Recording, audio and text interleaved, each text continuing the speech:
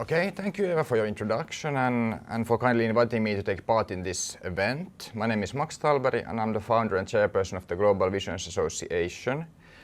And welcome everyone on my behalf as well. So the topic for my presentation today is on the importance of envisioning a better future. And I will approach the themes of this talk through three background questions, which are: first, why is it important to envision a better future? Secondly, what could these future visions look like? And then finally, how could we get there or move towards these visions?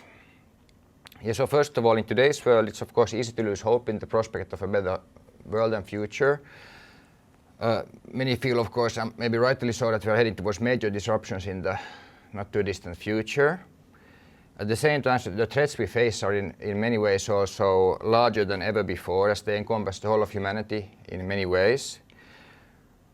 And at the same time also change is happening at a faster pace than ever before, be that concerning climate change or international relations or technological developments. So I feel that to navigate these changes in a positive way, we would need a new kind of approach to both decision-making, cooperation and governance, one that considers the well-being of the entire world and all its inhabitants. Yeah, so given this perspective, it's of course understandable that many people feel that we are heading towards some kind of global destruction in the future. And this is of course is in many ways a rational thing to say and feel, but I would still argue that this does not reflect the full realities of the possibilities of today and tomorrow. I would instead argue that there's always room for hope, for envisioning a better world, and most importantly for finding solutions together. And in a world where change happens more rapidly than ever before, the threats may be larger than ever before, but I would also argue that so are the possibilities and opportunities if we can harness this change for the greater good. So, and this brings me to my first question. So, why is it important to envision a better future? For me, the first key point here is that the future is never predetermined, no matter how inevitable or likely certain predictions may appear at the present moment. We always have the power to influence the events of the world and the developments of the world, even though we may not always understand this and realize this. And also, if we fail to investigate the potential solutions that we have today and for tomorrow as well, then we cannot also expect ourselves to seize the opportunities for positive change when they arise, and they will inevitably arise regardless of how likely it is that we'll take the right decisions then. It's also highly likely that in the future, maybe even in the near future, we will face multiple turning points which might be seen as decisive moments that shape humanity's trajectory for generations to come. We can of course not predict the decisions that will be taken then, but we can already start to imagine the possible solutions to these issues and problems. And in that way also increase the likelihood of these decisions being taken then when the moment arises. So given these thoughts, I would actually argue that it's now more important than ever before to envision a better world and also look for solutions. To bring about positive change, we must first have a vision to head for, know where we want to go to, and also how to get there. This applies of course to the initial steps of this process, but maybe even to a final goal of some sort, which could be an aspiration for humanity and our planet that we can all strive towards. And this is where the Global Visions Association comes into play. Our mission is to serve as a platform for dialogue on improving the world both today and tomorrow, and particularly from a global perspective. And we also believe that the best solutions are those that at least to some extent can be accepted by all, and that the joint positive impacts of these solutions would also be the greatest. And then this brings me to the second question, which was, what could these future visions look like then? For me, we should first look, in order to answer this question, we should first look at the individual and collective well-being of the human being as a species and as a biological entity, and also at how we function as an individual and a species. So we'll just briefly investigate this first. There's of course a lot more to say about this. And one other key point for me is that in many ways human nature has remained unchanged throughout history, and our actions continue still to be influenced by fundamental aspects of our existence. One such crucial insight is that we at core are social beings, driven by a complex mix of forces and motivations. Many of them stem from our biology and evolutionary history. We of course know that we can act in self-serving and destructive ways, but also in rational, altruistic and compassionate ways. And once again, our deep social nature means that we seek connection with each other, while also desiring, of course, personal well-being.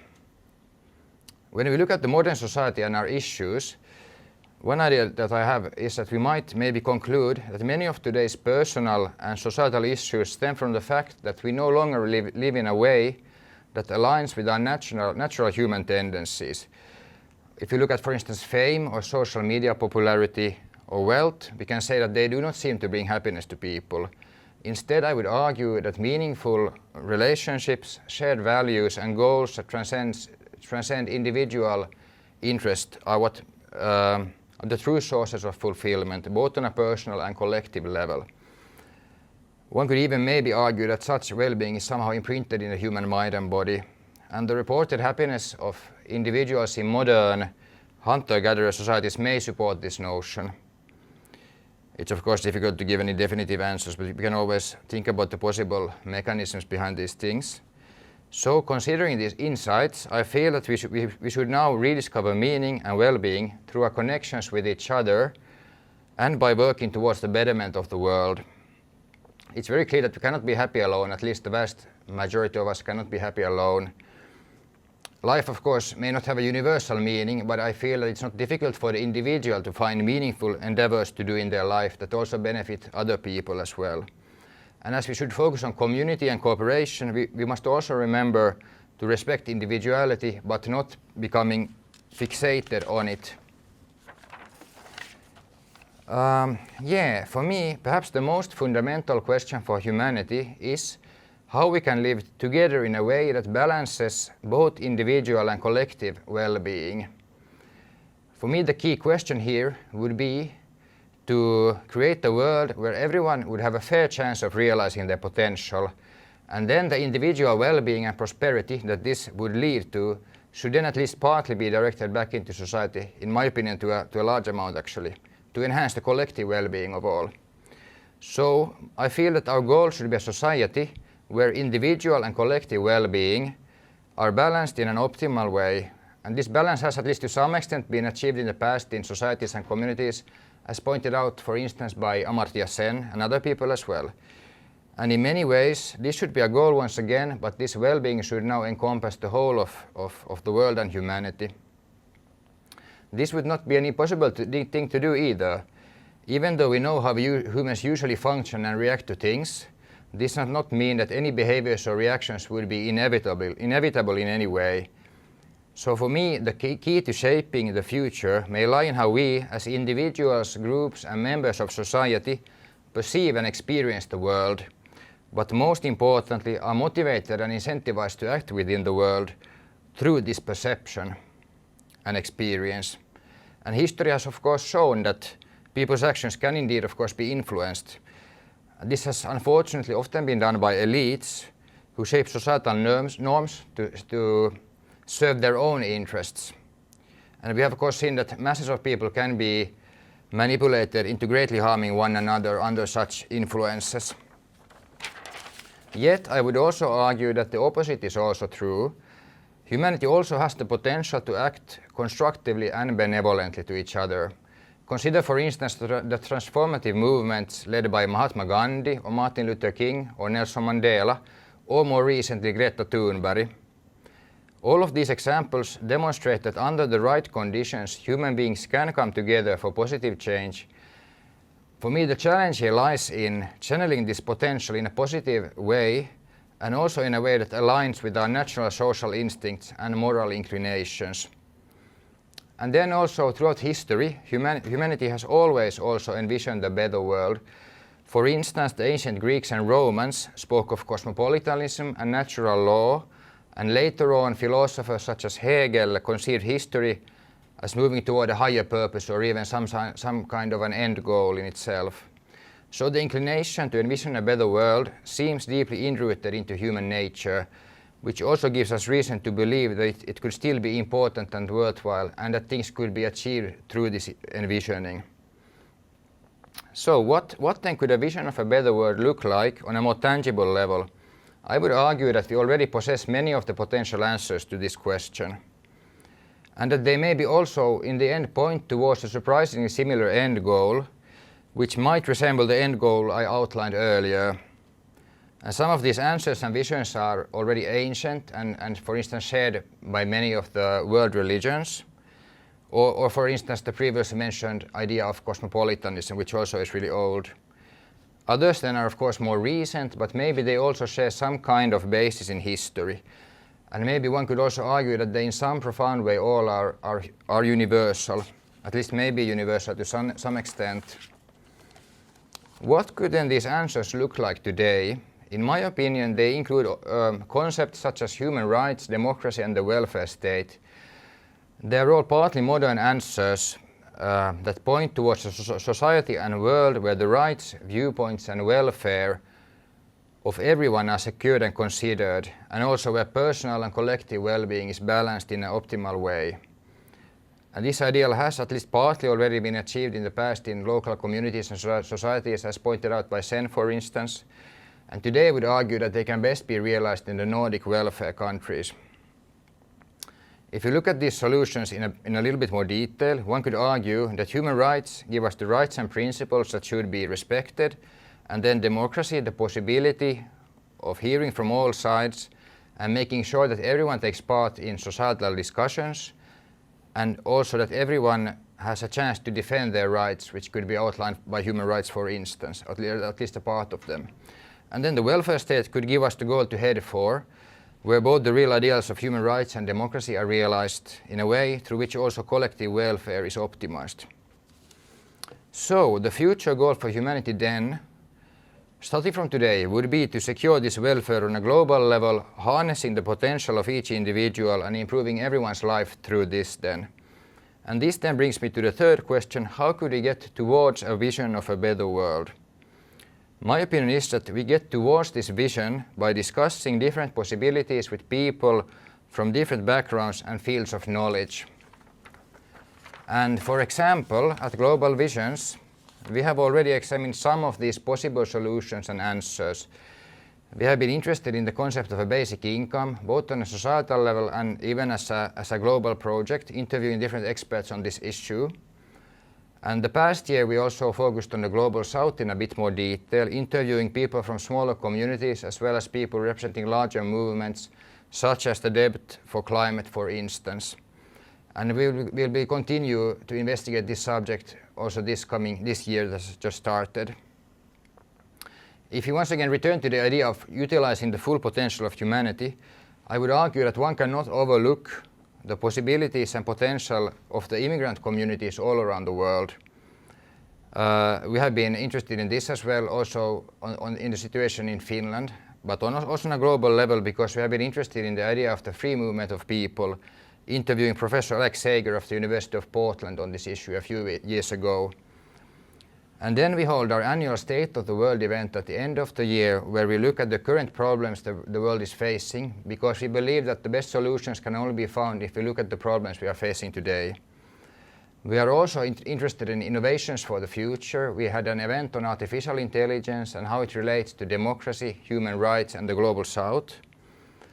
And then this year we will hold 3 events. The first one looks into how we could possibly solve climate change. The second one looks at the solution of a global carbon tax to this problem.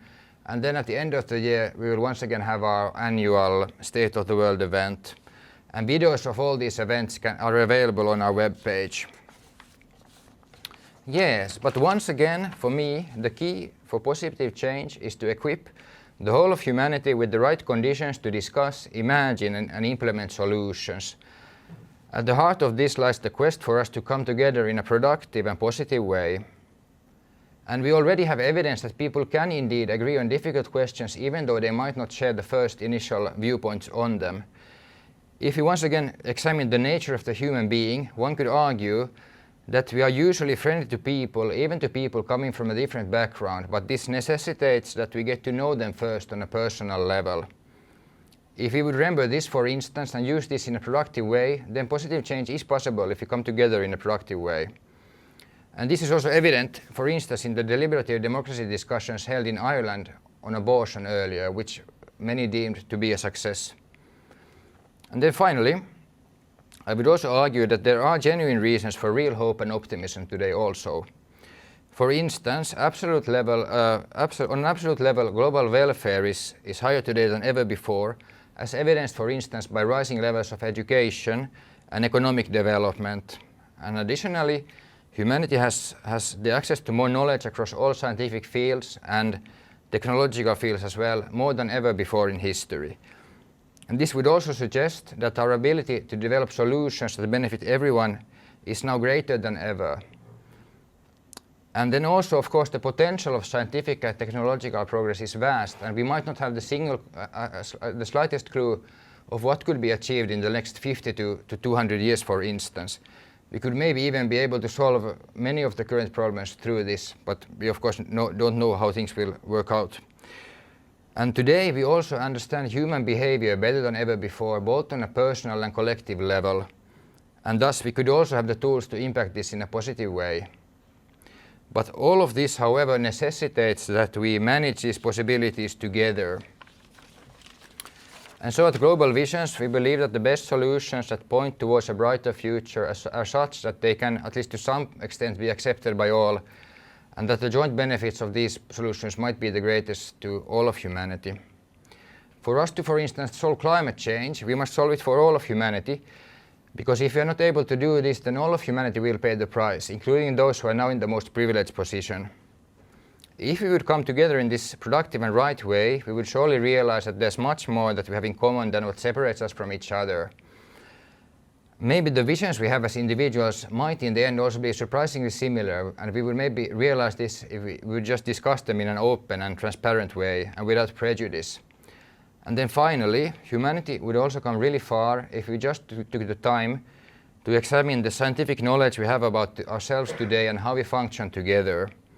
These facts include the fact that immigration does not lead to increased criminality, or that the variation between individual human beings is much larger than the variation between groups, or that inequality leads to declined well-being even for the most privileged ones in a society, or that human rights and democracy are desired all around the world, and then instead autocracy, corruption and wars are rejected.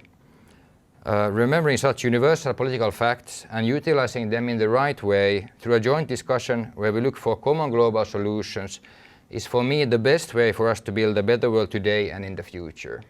Okay, thank you.